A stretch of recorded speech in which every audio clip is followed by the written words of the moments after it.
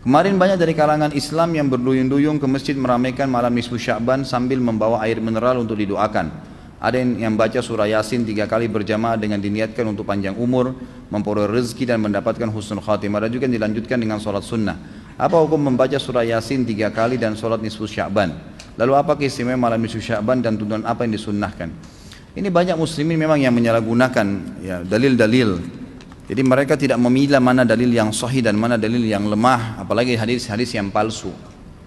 Hadis yang menjelaskan tentang masalah adanya solat di nisfu Sya'ban, solat secara khusus namanya solat nisfu Sya'ban itu tidak ada.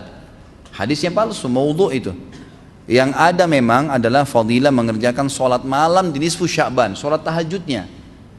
Solat tahajud seperti biasa, tapi khusus malam nisfu Sya'ban punya fadilah. Karena disebutkan dalam sebuah riwayat yang sahih bahwasanya Aisyah radhiyallahu anha pernah mendapatkan giliran nginapnya Nabi SAW di rumahnya. Terbangun tengah malam, dia melihat Nabi SAW tidak ada di sebelahnya.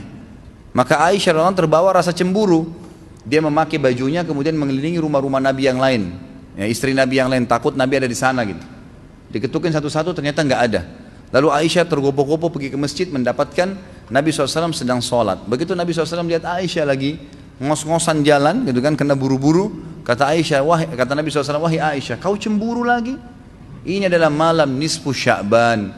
Artinya saya sholat malam ini karena ini adalah nisfu Sya'ban. Ini hadis yang sahih gitu kan. Dan memang dianjurkan oleh para ulama, mereka mendirikan sholat malam di malam nisfu Sya'ban itu sholat tahajudnya. Tidak ada malam khusus, tidak ada sholat khusus namanya malam nisfu Sya'ban. Di siang harinya dianjurkan seseorang berpuasa.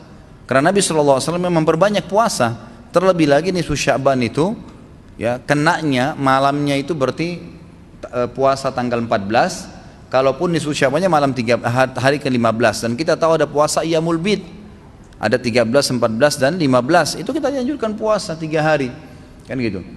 Tapi tidak diniatkan khusus puasa nisfu Sya'ban, khusus puasa itu.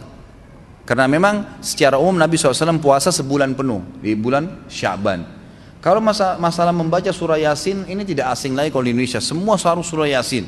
Pindah rumah Yasin, orang mati Yasin, semua Yasin. Ditanya dalilnya, nggak ada dalil, gitu kan? Hanya karena surah Yasin dikatakan jantungnya Quran. Itu pun hadis yang lemah, karena dalam sanadnya ada orang yang pendusta, gitu kan? Tapi ini diamalkan. Kalau kita mau mengaku pengikut Nabi Muhammad SAW yang murni, maka tidak mengamalkan apa yang tidak dicontohkan oleh Nabi SAW. Apalagi membawa air kemudian secara khusus dibacakan atau dihidupkan dengan surah Yasin, belum pernah ada contoh. Belum pernah ada contoh. Allahu alam. Saya tidak menyalahkan ya. Yang mau kerjakan itu silahkan, itu hak dia. Tapi saya pribadi menyarankan, apalagi jemaah yang ikut dengan pengajian saya atau yang mendengarkan ceramah kita, murnikan ibadah kembali kepada Nabi SAW. Nabi SAW tidak menghembuskan nafas terakhir kecuali sudah mengajarkan semua yang kita butuhkan. Jadi tidak perlu ditambah. Kalau kita tambah seperti kita sedang mengatakan, maaf Rasulullah, saya lebih faham daripada anda. Nabi nggak pernah baca Yasin 3 kali di malam nisfu Sya'ban, nggak apa-apa kan, bagus. Loh, Nabi mau nggak pernah lakukan. Nabi yang nerima dari langit wahyu nggak pernah lakukan, nggak apa-apa. Berarti sama saja anda bilang, maaf Rasulullah, saya lebih ngerti. Itu.